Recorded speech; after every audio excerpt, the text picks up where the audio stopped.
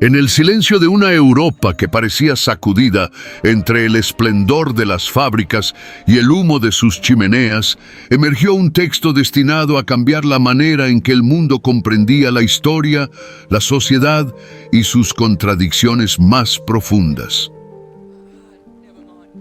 Ese texto, escrito por Karl Marx y Friedrich Engels, llevó por título Del socialismo utópico al socialismo científico. No se trataba de un panfleto más en una época donde proliferaban manifiestos, proclamas y llamamientos. Era la cristalización de un pensamiento que buscaba, con rigor y claridad, otorgar a las aspiraciones humanas de justicia y equidad un fundamento sólido, anclado en el análisis histórico y en las leyes mismas de la economía. Engels, compañero inseparable de Karl Marx, no solo fue un observador atento de su tiempo, fue también hijo de la Revolución Industrial, testigo de la transformación radical que convertía a hombres, mujeres y niños en engranajes de un sistema productivo que prometía progreso, pero que también sembraba explotación y miseria. El libro que hoy recordamos no nació de la mera reflexión teórica, brotó de la experiencia vivida, del contacto directo con la realidad de las fábricas inglesas y con la lucha incipiente de la clase trabajadora que se reconocía a sí misma como fuerza histórica. La obra surgió en un momento decisivo. A finales del siglo XIX, muchas corrientes socialistas poblaban el horizonte europeo. Algunas se sostenían en nobles ideales, cargadas de entusiasmo, pero sin conexión concreta con la realidad material. Se trataba de los llamados socialistas utópicos. Pensadores que, desde principios del siglo, habían imaginado comunidades perfectas, sociedades armoniosas y solidarias, pero que carecían de los instrumentos científicos para explicar cómo esas sociedades podrían construirse realmente. Engels no los despreció, pero los situó en su lugar histórico. Reconoció en ellos la semilla del anhelo emancipador, pero señaló con precisión sus límites. El texto fue escrito primero como parte de un trabajo más amplio, conocido como Anti-Dühring, un extenso esfuerzo de Engels y Marx por rebatir las teorías de Eugen Dühring, un autor que pretendía imponer su propio sistema filosófico, político y económico como alternativa. Engels desmontó con rigor esas pretensiones y en ese proceso extrajo una síntesis clara de lo que constituía la base del socialismo moderno. De allí se desprendió, del socialismo utópico al socialismo científico, una obra que pronto se convirtió en referencia autónoma, difundida ampliamente y traducida a decenas de lenguas. Pero, ¿qué lo hacía diferente? Engels ofreció a la causa socialista un método, una brújula. Allí donde otros habían soñado sin cimientos, él propuso un edificio asentado en el análisis materialista de la historia. Afirmó que las sociedades humanas no se mueven por capricho o azar, sino que están regidas por leyes objetivas, vinculadas a la producción, al desarrollo de las fuerzas productivas y a la lucha de clases. Esta concepción, el materialismo histórico, permitió entender que el socialismo no era un ideal abstracto, sino el resultado necesario de las contradicciones internas del capitalismo. El lector que se adentraba en sus páginas encontraba primero un recorrido histórico. Engels presentaba a los precursores, Saint-Simon, Fourier, Owen, hombres visionarios que habían concebido comunidades de igualdad y fraternidad, cada uno, a su manera, Había intuido la injusticia del orden existente y propuesto caminos alternativos. Sin embargo, sus propuestas tenían el límite de la época, carecían de una base científica, dependían de la buena voluntad de los gobernantes o de la generosidad de los poderosos, y se mantenían en el terreno de los experimentos aislados. Engels los llamó utópicos no para descalificarlos, sino para diferenciarlos de lo que él y Marx denominaban socialismo científico. Después, el libro avanzaba hacia la explicación de esa nueva perspectiva. Engels demostraba que la historia del capitalismo no podía entenderse sin la lucha de clases, y que el proletariado, la clase trabajadora, no era un mero grupo de víctimas, sino un sujeto histórico con la capacidad de transformar el mundo. Esta afirmación contenía una fuerza revolucionaria.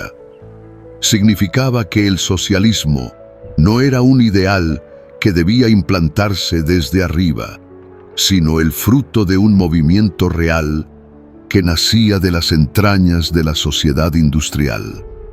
El estilo era claro, directo, pensado para llegar tanto a los obreros como a los intelectuales. No utilizaba un lenguaje inaccesible, pero tampoco sacrificaba la precisión. Explicaba con ejemplos, con comparaciones históricas, con referencias a los avances de la ciencia natural. Mostraba así cómo Darwin había descubierto la evolución de las especies. El socialismo científico descubría las leyes del desarrollo de la sociedad. La analogía era poderosa. Lo que Darwin significaba para la biología, Marx y Engels lo significaban para la historia social. Este libro no puede leerse como un tratado aislado. Forma parte de un proyecto mayor, la construcción de una teoría coherente para interpretar y transformar la realidad. En su interior, late la convicción de que la filosofía no debía quedarse en el plano de las ideas abstractas, sino volverse herramienta de acción, guía para la práctica política. Marx y Engels no buscaban convencer con promesas vagas. Buscaba armar a los trabajadores con un conocimiento que les permitiera reconocerse como protagonistas de su propia historia. La trascendencia del texto se hizo evidente en poco tiempo. Publicado y difundido ampliamente, se convirtió en una suerte de manual para generaciones de militantes. No era extenso ni complicado, lo que facilitaba su circulación. Pero su fuerza residía en esa mezcla de síntesis y profundidad. Lograba condensar en pocas páginas las claves de toda una visión del mundo. Y esa visión no estaba destinada a quedarse en la tinta, se proyectaba hacia la acción, hacia la organización, hacia las luchas que atravesaron Europa y más tarde el mundo entero. Del socialismo utópico al socialismo científico fue, en esencia, un parteaguas. Marcó un antes y un después en la manera de pensar el socialismo. Estableció un puente entre las esperanzas dispersas del pasado y el movimiento consciente que se extendía en los sindicatos, en los partidos obreros, en las huelgas y manifestaciones que ya se dejaban sentir en las grandes ciudades industriales. Este no se escribió para un futuro lejano, escribió para su presente, con la mirada puesta en lo inmediato, pero con la conciencia de estar dejando un legado que trasciende generaciones. Hoy, al recorrer sus páginas, comprendemos que no se trata solo de un libro. Es también una fotografía intelectual de un tiempo convulso, un testimonio de cómo los pensadores de aquella época se esforzaban por dotar de sentido a un mundo en transformación. Y es, al mismo tiempo, una invitación permanente a mirar la historia con ojos críticos, a preguntarnos por las fuerzas que mueven a la sociedad, a reconocer en la lucha de los oprimidos no solo dolor, sino también la semilla de lo nuevo. En cada línea nos conduce con firmeza. No rehúye la polémica, no teme a la confrontación. Su voz resuena segura, convencida de que lo que expone no es una opinión más entre tantas, sino el resultado de un método riguroso, de un análisis que buscaba apoyarse en hechos y no en deseos. Tal vez esa sea la clave de la permanencia de la obra, que no envejece como lo hacen las proclamas circunstanciales, sino que se mantiene vigente como un esfuerzo por comprender las leyes profundas del devenir humano. Europa atravesaba, en la década de 1840, una transformación que se percibía en cada rincón de sus ciudades industriales y en los campos que comenzaban a vaciarse. El humo de las fábricas ensombrecía los cielos de Inglaterra, mientras los trenes extendían sus vías como arterias de un nuevo mundo que prometía progreso, pero que traía consigo un costo humano incalculable. La revolución industrial no era ya un fenómeno aislado, era la fuerza que reorganizaba la vida de millones de personas. Familias enteras emigraban hacia los centros urbanos, donde los talleres y las factorías los recibían con jornadas interminables, salarios mínimos y condiciones insalubres. En los talleres textiles de Manchester, en las fundiciones de Birmingham, en las minas de carbón que perforaban el subsuelo, se forjaba no solo el hierro de la modernidad, sino también una nueva conciencia de clase. Mientras en Inglaterra y Francia el ruido de las máquinas y los ecos de las revoluciones políticas moldeaban el espíritu de la época, en Alemania la agitación adoptaba otro rostro, el de la filosofía. Aún fragmentada en decenas de principados y estados, Alemania vivía un despertar intelectual que, aunque no siempre se traducía en cambios políticos inmediatos, alimentaba el pensamiento de toda Europa. Allí, el legado de Georg Wilhelm Friedrich Hegel pesaba como una herencia ineludible. Su filosofía, compleja y monumental, se había convertido en un campo de batalla para diversas corrientes que buscaban reinterpretarla. En este escenario aparecieron los llamados jóvenes hegelianos. Eran discípulos críticos de Hegel, hombres que habían absorbido su sistema filosófico, pero que se lanzaban a deconstruirlo, a llevarlo más allá, a despojarlo de su ropaje conservador para convertirlo en un instrumento de crítica radical. No eran un grupo homogéneo, sino un conjunto de pensadores que coincidían en el rechazo al uso que la derecha hegeliana había hecho del sistema, justificando con él el Estado prusiano y el orden establecido. Entre ellos destacó Bruno Bauer, teólogo y filósofo que había intentado desentrañar los orígenes del cristianismo a partir de una crítica radical de los evangelios. Bauer afirmaba que los textos bíblicos no eran testimonios históricos directos, sino construcciones literarias, lo cual desafiaba de raíz la teología tradicional. En su esfuerzo crítico, sin embargo, Bauer reducía los problemas sociales a un plano exclusivamente religioso e intelectual. La emancipación humana dependería de la crítica de la religión, más que de la transformación material de la vida. Engels y Marx, que en un inicio compartieron con él el interés por la crítica teológica, terminaron por señalar que su mirada era insuficiente, pues dejaba intactas las estructuras económicas y sociales que sostenían la opresión. Otro de los jóvenes hegelianos, Ludwig Feuerbach, marcó un giro fundamental. Con su célebre obra, La esencia del cristianismo, Feuerbach invirtió el análisis. La religión no era una verdad revelada, sino el reflejo de las aspiraciones y carencias humanas. Dios, sostenía, no había creado al hombre, era el hombre quien había creado a Dios a su imagen idealizada. Su crítica a la religión era, al mismo tiempo, una reivindicación de lo humano. El hombre debía recuperar en la tierra lo que había proyectado en el cielo. Este planteamiento influyó hondamente en Marx y Engels, quienes reconocieron en él un paso decisivo hacia la comprensión materialista de la realidad. Pero también lo superaron.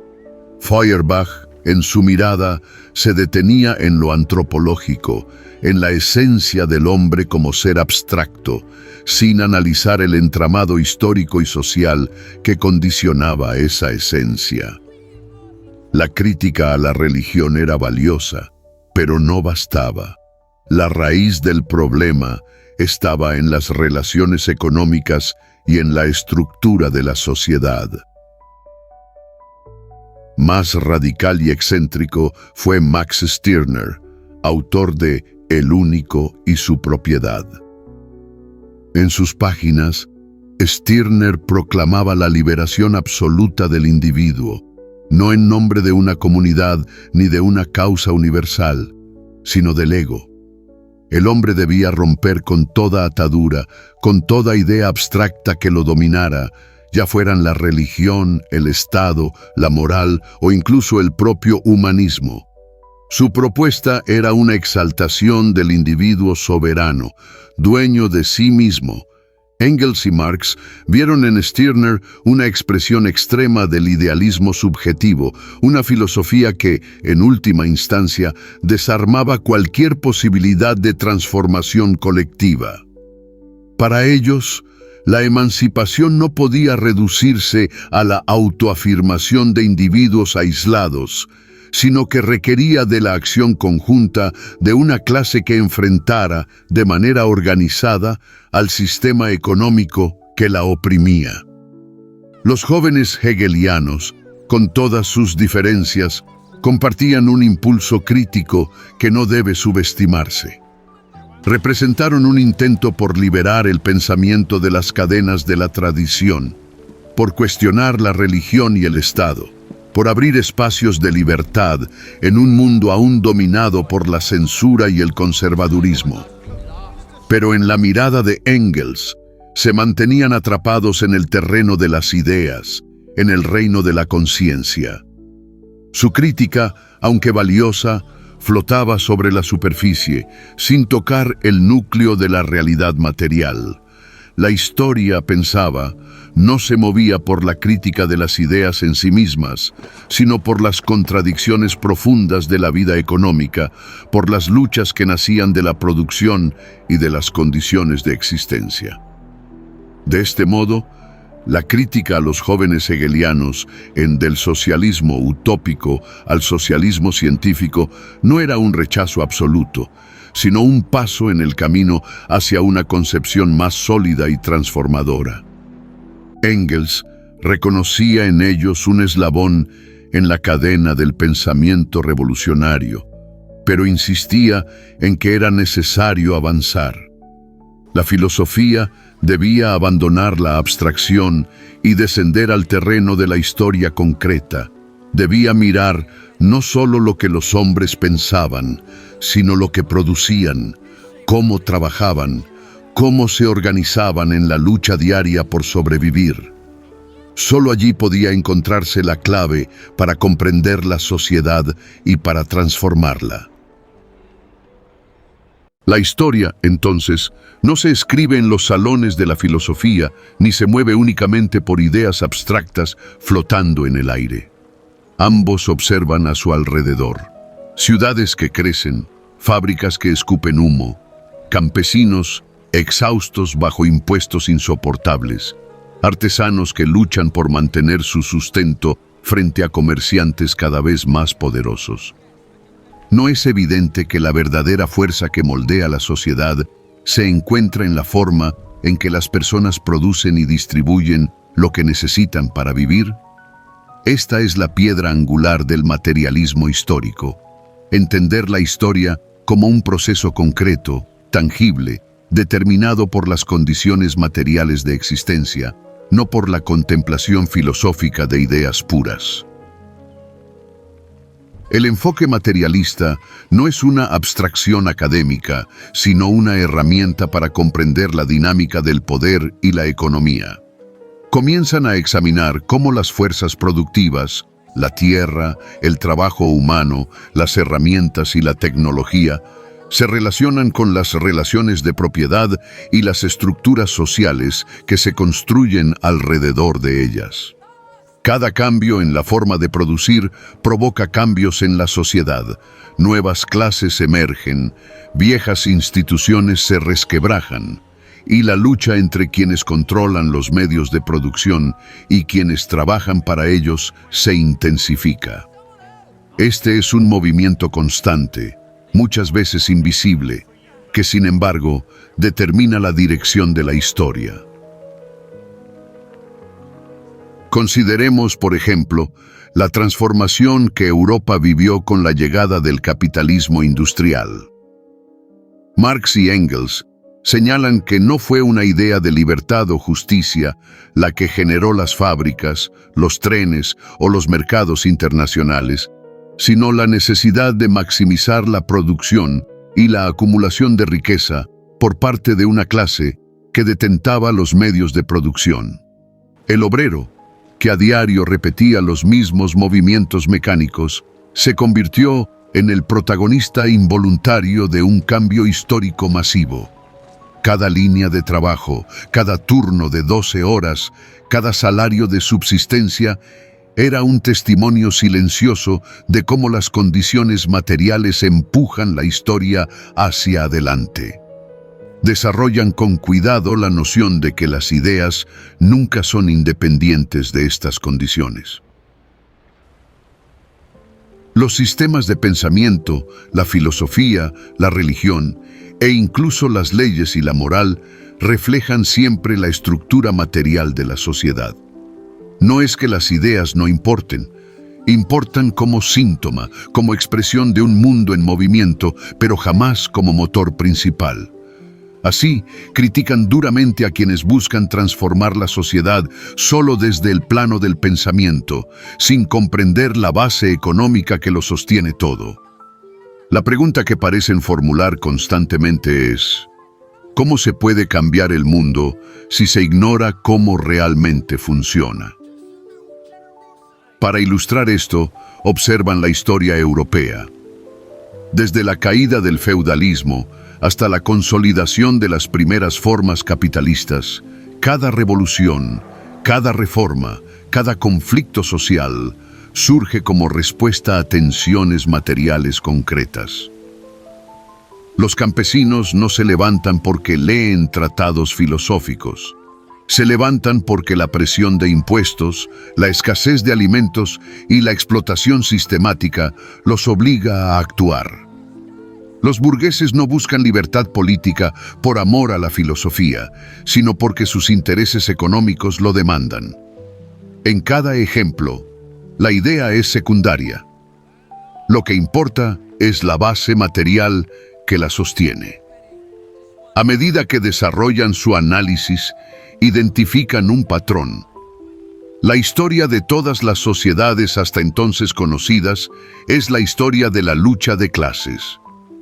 Desde los esclavos contra sus amos, pasando por los siervos frente a los señores feudales, hasta los trabajadores frente a los capitalistas emergentes, la dinámica se repite. La sociedad se estructura en torno a la propiedad de los medios de producción, y quienes carecen de ella siempre se ven obligados a luchar, de manera más o menos consciente, por su supervivencia y su dignidad. Este reconocimiento no es solo teórico, es un llamado a observar y comprender la realidad para poder transformarla. Marx y Engels no se limitan a criticar.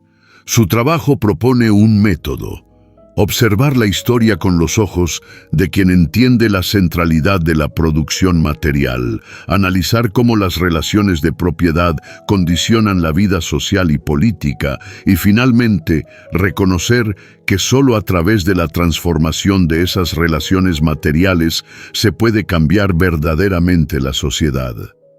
Esta es la semilla del materialismo histórico, una herramienta para interpretar el mundo y, a la vez, para actuar sobre él. El tono del análisis se intensifica cuando examinan la conciencia humana. Los jóvenes hegelianos se enorgullecen de sus ideas sobre libertad y moralidad, pero Marx y Engels muestran que la conciencia es siempre un reflejo de la realidad material. Las personas piensan y actúan según las condiciones en las que viven. Este enfoque no excluye la filosofía, sino que la sitúa en su verdadero lugar, como espejo de la sociedad y como instrumento que puede guiar la acción si se comprende correctamente. Marx y Engels establecen un principio fundamental. Comprender la realidad no es suficiente si no se actúa sobre ella, pero actuar sin comprenderla es condenarse al fracaso. La historia, insisten, no se mueve por la contemplación pasiva de ideas abstractas, se mueve por la acción concreta y consciente sobre las condiciones materiales. A lo largo de este desarrollo, la narración se llena de ejemplos palpables. La jornada laboral agotadora de los obreros textiles, la expansión de los mercados capitalistas que transforman aldeas en ciudades, las relaciones de explotación que se reproducen silenciosamente en cada esquina de Europa. Cada detalle sirve para demostrar que el materialismo histórico no es teoría lejana, sino un lente para mirar la vida cotidiana, para comprender cómo las fuerzas invisibles de la economía, la producción y la propiedad moldean cada aspecto de nuestra existencia. En este punto, invitan a una reflexión profunda. ¿Qué significa ser libre en una sociedad determinada por condiciones materiales que uno no controla? La libertad no es solo un derecho abstracto proclamado en papeles, es la capacidad real de actuar, de satisfacer necesidades, de transformar el entorno. Y esa libertad solo se alcanza comprendiendo y cambiando la estructura material que condiciona la vida de todos. El enfoque no se detiene en la crítica de los jóvenes hegelianos. Una figura intermedia surge en su análisis: Ludwig Feuerbach. Este pensador, discípulo del mismo Hegel, había logrado romper con la abstracción idealista de su maestro y situar al ser humano en el centro de la reflexión filosófica. Feuerbach observaba que la religión no era más que un espejo de las aspiraciones y temores humanos, una proyección de lo que el hombre deseaba ser o de lo que temía.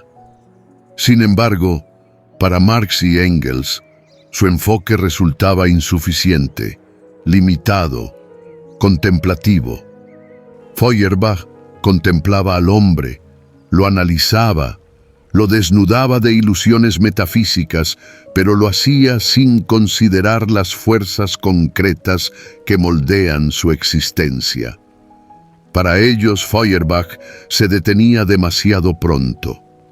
Comprendía al hombre como un ser genérico, universal, abstracto, descontextualizado de la sociedad que lo rodea. Pero el hombre no vive en el vacío. Trabaja, produce, intercambia, lucha por sobrevivir. Cada acción humana está condicionada por la relación con los demás y, sobre todo, por la relación con los medios de producción. Ignorar estas relaciones es quedarse en un materialismo contemplativo que analiza al ser humano como si sus circunstancias materiales fueran meras decoraciones y no la fuerza determinante de su vida. Subrayan que no basta con interpretar la religión como ilusión o proyección. Es necesario comprender cómo y por qué esa ilusión surge dentro de un marco económico y social determinado. ¿Por qué ciertas ideas religiosas se fortalecen en determinados momentos históricos y se debilitan en otros? La respuesta no se encuentra en la psicología abstracta del individuo, sino en la estructura material de la sociedad que lo forma. La proyección religiosa refleja necesidades concretas, desigualdades reales y relaciones de poder que determinan quién sufre, quién se beneficia y quién observa. Este giro hacia la actividad social y económica real marca un cambio fundamental en la filosofía de Marx y Engels. Ya no basta con contemplar al hombre. Es necesario estudiarlo en su trabajo, en su producción, en sus interacciones con otros hombres. El individuo deja de ser un ser abstracto y se convierte en un actor social, cuya conciencia y vida están indisolublemente unidas a la estructura material de la sociedad en la que vive. Esta visión transforma la filosofía en una herramienta capaz de analizar y explicar no solo la religión o la ideología, sino también los conflictos, las desigualdades y las dinámicas de poder que atraviesan cada momento histórico.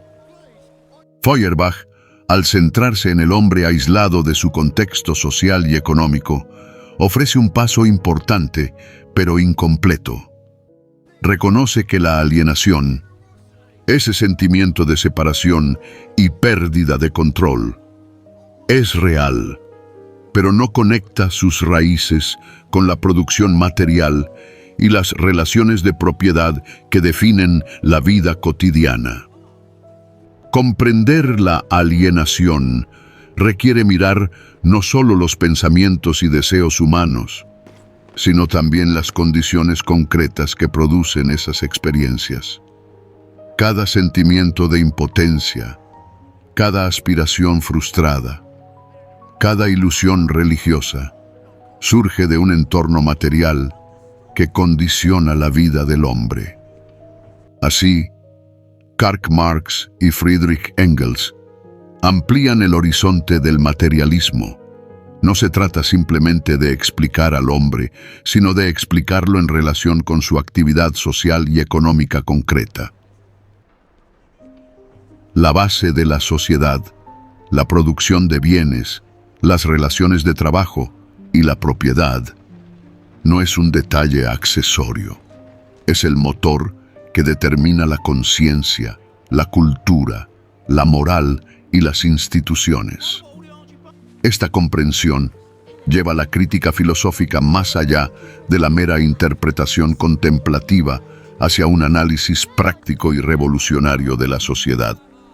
Esta crítica sirve también para subrayar la importancia de la praxis, del hacer consciente. La teoría no puede limitarse a describir al hombre y su mundo. Debe guiar la acción, debe informar la transformación. Cada reflexión sobre la religión, la moral o la ideología humana debe llevar implícita la pregunta: ¿cómo se puede cambiar esto? ¿Cómo se puede intervenir en las condiciones materiales que producen estas ideas y estas ilusiones? El materialismo histórico surge así como una filosofía de acción, una propuesta que une pensamiento y práctica, teoría y transformación, comprensión y cambio. Muestran que la insuficiencia de Feuerbach no es un fracaso accidental, sino una consecuencia de su enfoque limitado. Analizar al hombre fuera de su historia material. La verdadera revolución del pensamiento requiere situar al ser humano dentro de su actividad concreta, dentro de sus relaciones de producción y de intercambio, dentro de las tensiones de clase que definen su existencia. Solo entonces la filosofía puede dejar de ser contemplativa y convertirse en una herramienta capaz de explicar, interpretar y transformar el mundo. Este punto del análisis introduce un concepto central: la idea de que la conciencia es determinada por la existencia material. No al revés. No son las ideas abstractas las que producen la realidad social, sino las condiciones materiales las que moldean la conciencia. La religión, la moral y la filosofía son reflejos de una realidad concreta, del trabajo, de la propiedad, de la división de clases y de la lucha por la supervivencia. Entender esto es entender la historia en su esencia. Ilustran su crítica con ejemplos palpables. Observan cómo la religiosidad se intensifica en sociedades donde los trabajadores carecen de control sobre los medios de producción y sufren explotación. La ilusión religiosa se convierte en un refugio, en un consuelo, en una manera de soportar la opresión, pero no cambia la estructura material que genera esa opresión. La pregunta entonces es clara: ¿cómo transformar esta realidad? La respuesta no está en la meditación filosófica, sino en la intervención directa sobre las condiciones materiales que definen la vida de los hombres y mujeres de cada época. El materialismo histórico, en este punto, se consolida como un instrumento analítico superior al materialismo contemplativo. Cada institución, cada costumbre, cada creencia se comprende como un reflejo de esas relaciones materiales. Con esta perspectiva, preparan el terreno para un análisis más profundo de la sociedad. La historia deja de ser un escenario de ideas abstractas y se convierte en un campo de fuerzas materiales donde se enfrentan intereses concretos, donde la producción determina la estructura social y donde la conciencia humana se forma como respuesta a la vida real. El ser humano deja de ser un espectador de la historia y se convierte en un actor condicionado por fuerzas económicas y sociales, pero también capaz de transformarlas mediante la acción consciente.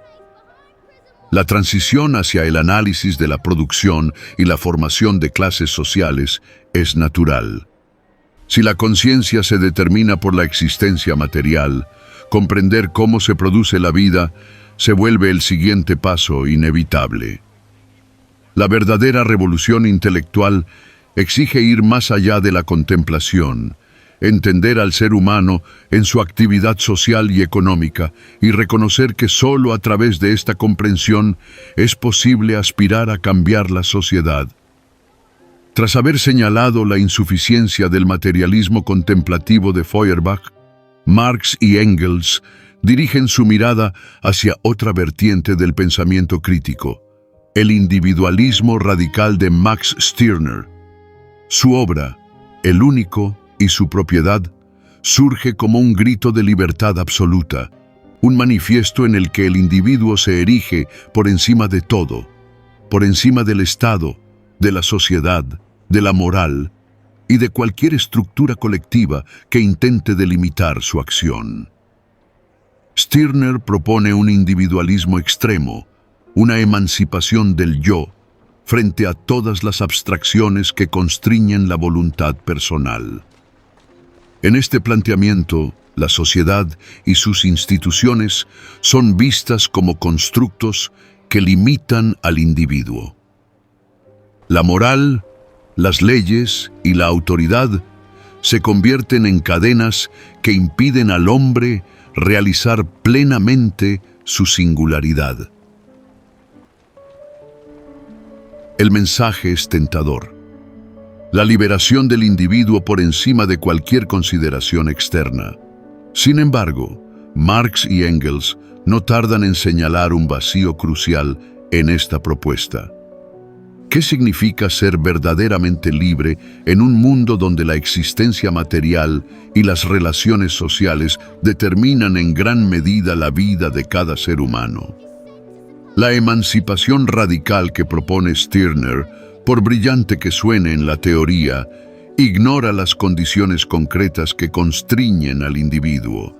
Argumentan que Stirner reduce al hombre a un ser aislado, desprovisto de contexto social y material.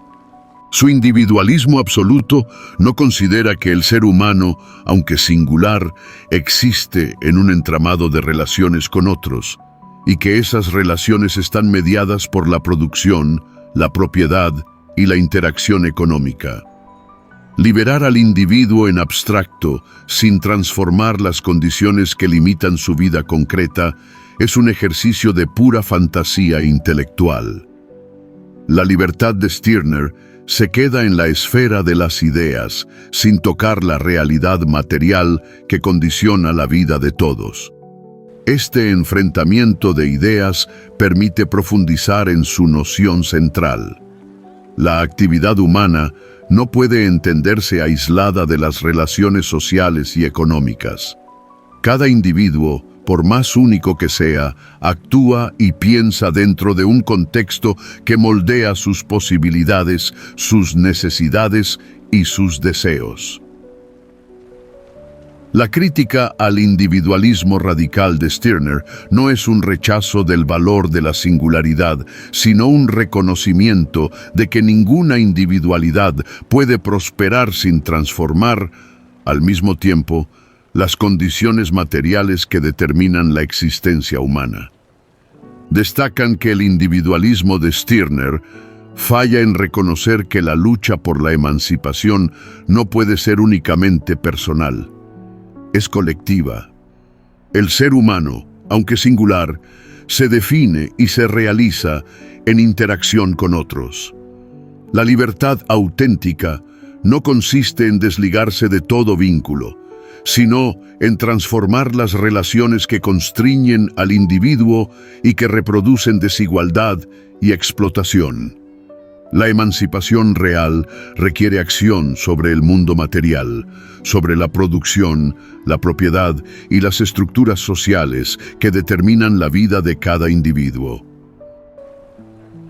El análisis de Stirner sirve también para contrastar distintas concepciones de libertad. Mientras que el joven hegeliano se pierde en ideas abstractas, Feuerbach contempla al hombre sin situarlo en su contexto social y económico, y Stirner enaltece al individuo por encima de todo.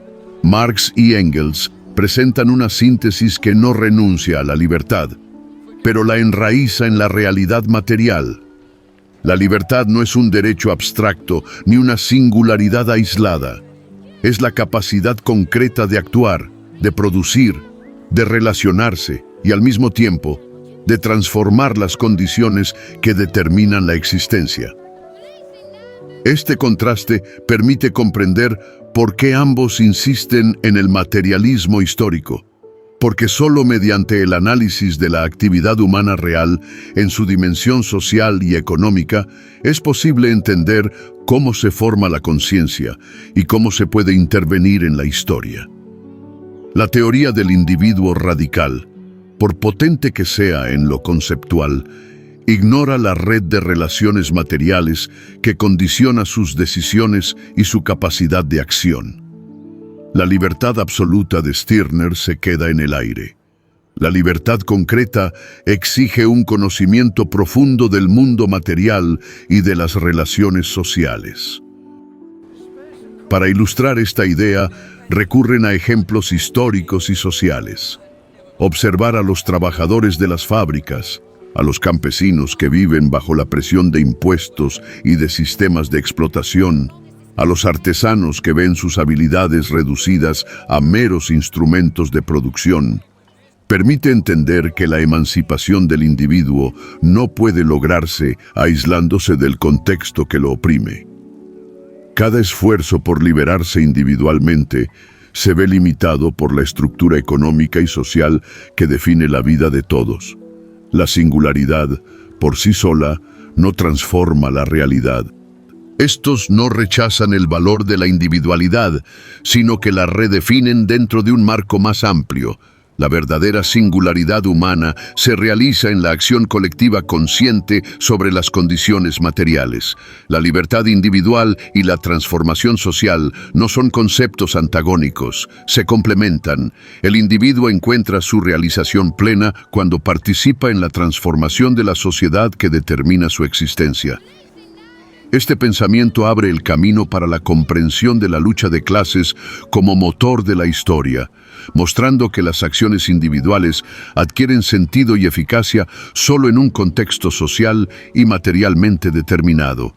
Además, señalan que el individualismo radical puede ser incluso un obstáculo para el cambio histórico.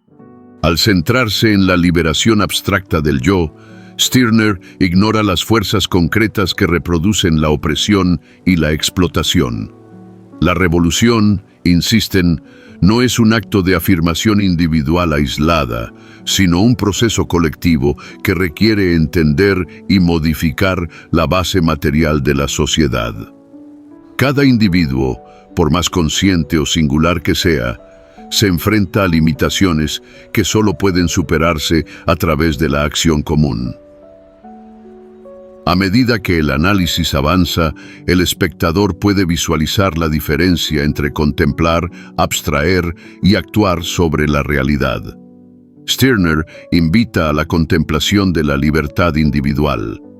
Marx y Engels proponen comprender la libertad en su dimensión histórica y material, observando cómo las condiciones de producción y las relaciones de clase limitan o posibilitan la acción humana. Esta perspectiva no solo permite interpretar la historia pasada, sino proyectar estrategias para intervenir en la historia futura. Marx y Engels no tardan en señalar la contradicción central en la obra de Stirner.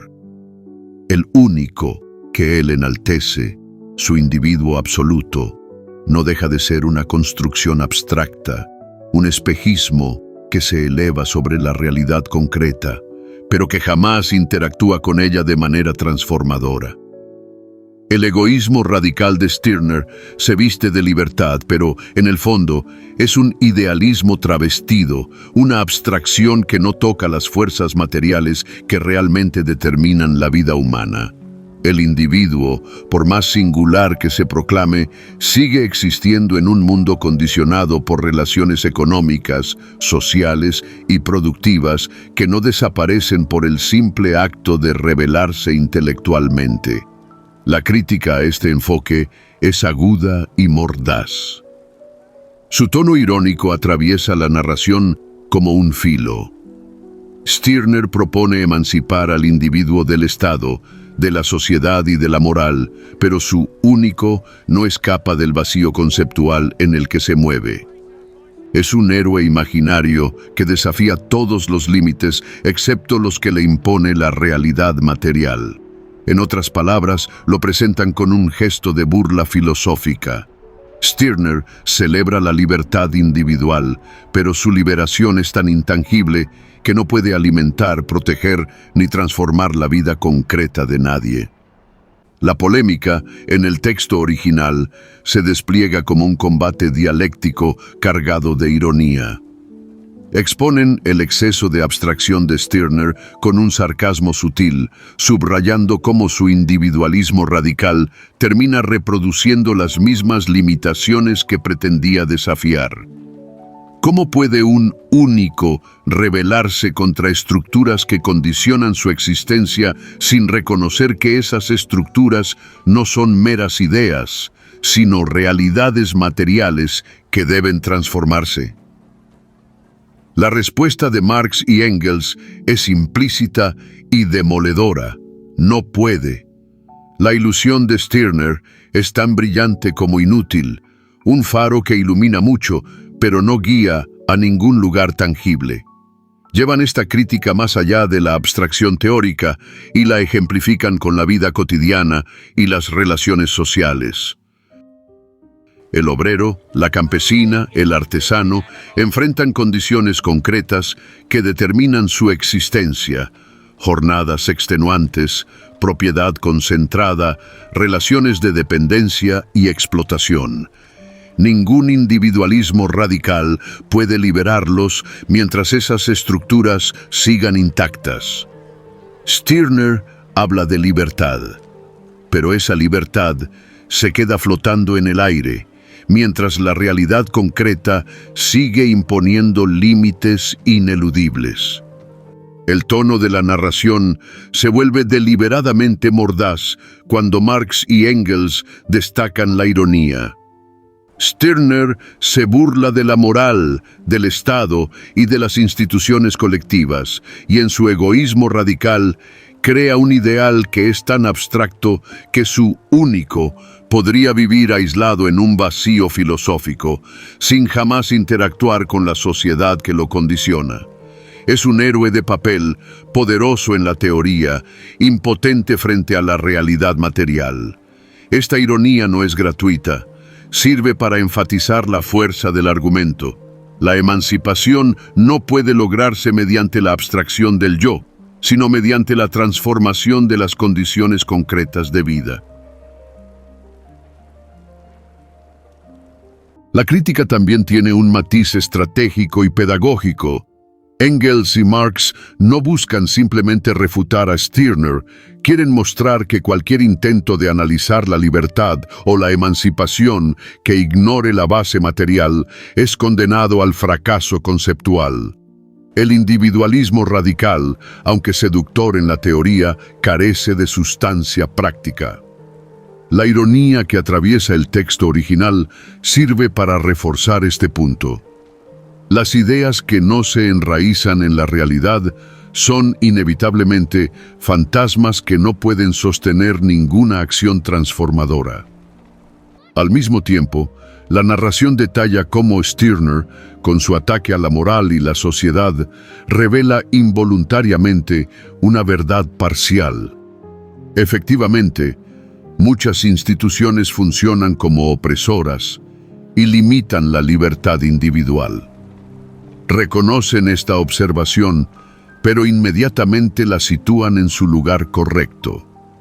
No es la abstracción del yo lo que libera, sino la acción consciente sobre las condiciones materiales que hacen posibles esas restricciones. La libertad verdadera, concluyen, no es eludir las relaciones sociales y económicas, sino transformarlas. En última instancia, la lección es clara. La emancipación no es un acto solitario de abstracción ni un ejercicio de egoísmo filosófico. La verdadera libertad requiere comprender y transformar las condiciones materiales que determinan la vida humana.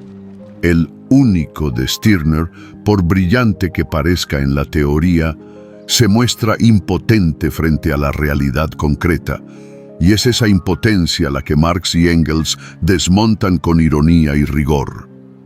La crítica, cargada de sarcasmo y precisión, reafirma la centralidad del materialismo histórico como instrumento indispensable para entender la historia, la sociedad y la emancipación humana.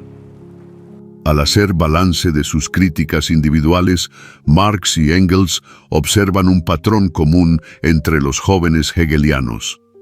Bauer, Feuerbach y Stirner, a pesar de sus diferencias, comparten un error fundamental. Todos ellos, en mayor o menor medida, creen que las ideas gobiernan el mundo, que la historia se mueve por la fuerza de la filosofía, la moral o la conciencia individual. Este convencimiento, según ambos, no solo es erróneo, sino peligrosamente limitado, porque desvía la atención de lo que verdaderamente moldea la vida humana, las condiciones materiales, la producción y las relaciones sociales concretas. Los jóvenes hegelianos se pierden en abstracciones. Bauer critica la religión y el Estado desde una perspectiva intelectual. Feuerbach contempla al hombre y sus proyecciones religiosas sin situarlo en su contexto económico.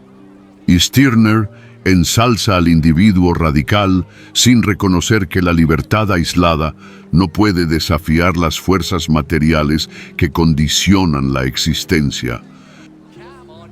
Cada uno, a su manera, cree que la transformación del mundo puede iniciarse desde la teoría, desde la reflexión filosófica, desde el egoísmo intelectual. Con rigor, muestran que este enfoque es insuficiente. Las ideas no surgen en el vacío, sino que reflejan la vida concreta y, por lo tanto, no pueden ser el motor principal del cambio histórico. Las ideas, por más poderosas que parezcan, son un reflejo de estas condiciones, un espejo que reproduce la realidad material, pero no la transforma por sí mismo. Este análisis permite a Karl Marx y Friedrich Engels consolidar su concepto de materialismo histórico. La observación cuidadosa de la vida concreta, de los conflictos de clase y de la organización de la producción revela que el mundo no es un escenario de ideas abstractas, sino un entramado de relaciones materiales en constante cambio. Cada institución, cada norma, cada ideología surge de estas relaciones, y solo comprendiendo su origen y dinámica es posible anticipar y orientar la transformación social. Muestran que este error compartido de los jóvenes hegelianos tiene consecuencias prácticas. Al creer que el pensamiento puede guiar la historia, se descuida la necesidad de intervenir sobre las condiciones materiales. La emancipación humana no puede lograrse únicamente mediante la crítica filosófica o el desarrollo de teorías de libertad. Requiere acción concreta sobre la producción, sobre las relaciones de propiedad y sobre la organización social. La historia no espera a que los intelectuales se pongan de acuerdo sobre ideas abstractas.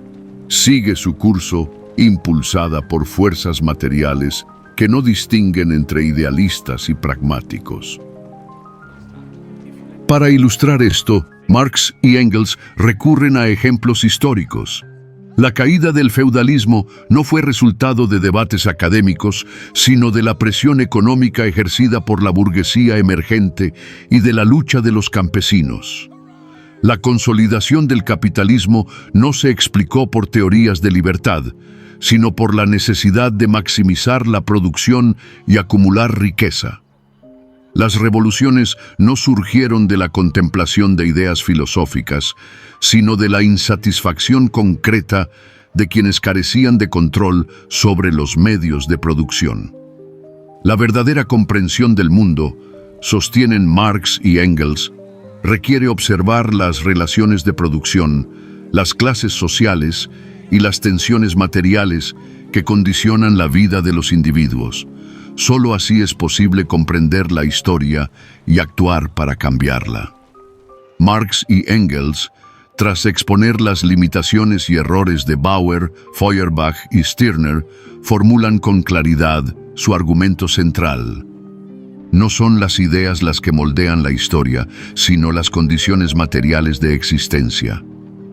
Cada pensamiento, cada ideal, cada principio moral o religioso surge como reflejo de la realidad concreta que enfrentan los hombres y mujeres en su vida cotidiana. Las ideas no flotan en el aire, no se despliegan por su propia fuerza. Son productos de la actividad humana, de la producción, del intercambio, de la organización social y de las relaciones de poder. La conciencia, en palabras de Marx, es el reflejo de la existencia material. A partir de esta premisa surge una noción fundamental: la ideología. Introducen este concepto como el conjunto de representaciones, ideas y creencias que, a primera vista, parecen independientes, pero que en realidad ocultan la verdadera base material de la sociedad. La religión, la moral, la filosofía y las leyes son ideologías en la medida en que presentan la realidad de manera invertida, reflejando intereses específicos de las clases dominantes y legitimando estructuras que, de otra forma, parecerían injustas o arbitrarias. La ideología funciona como un velo, cubre la realidad concreta de la explotación, la desigualdad y la lucha de clases, ofreciendo una apariencia de naturalidad o inevitabilidad a lo que en esencia es producto de relaciones materiales determinadas. Lo que aparece como voluntad general no es más que una expresión de las condiciones materiales dominantes. Este enfoque permite a Marx y Engels articular una crítica más profunda y sistemática de la filosofía, la religión y la política de su tiempo. La ideología no es simplemente mentira consciente o manipulación deliberada. Es un fenómeno social que refleja la estructura material de la sociedad y que sirve, de manera funcional, para mantener el orden existente. Las ideas y creencias de cada época están, de manera directa, determinadas por la forma en que los hombres producen y distribuyen los bienes necesarios para vivir. El concepto de ideología, así definido, abre una perspectiva analítica revolucionaria. Permite leer la historia no como un desfile de ideas abstractas, sino como la interacción concreta de fuerzas materiales con sus reflejos en la conciencia y en las instituciones. Cada conflicto, cada reforma, cada revolución puede interpretarse a través de este lente. ¿Qué condiciones materiales generan estas ideas? ¿Qué intereses ocultan y qué relaciones sociales reproducen? La ideología se revela como un mecanismo que asegura que las estructuras de poder se mantengan, mientras que las masas, sin comprender la base material de su opresión, aceptan normas y creencias que no sirven a sus intereses. Avanzan un paso más. Si las ideas son un reflejo de la realidad material, la transformación de la sociedad exige actuar sobre esa base, no solo sobre la conciencia. Las ideas no gobiernan el mundo. Son testigos de las transformaciones que las condiciones materiales producen. La historia se despliega primero en la acción concreta y luego en la conciencia que refleja esa acción. Las ideas, las leyes y las instituciones reflejan estas condiciones, pero no las crean. La historia se mueve primero en la práctica concreta y luego en la ideología que la refleja.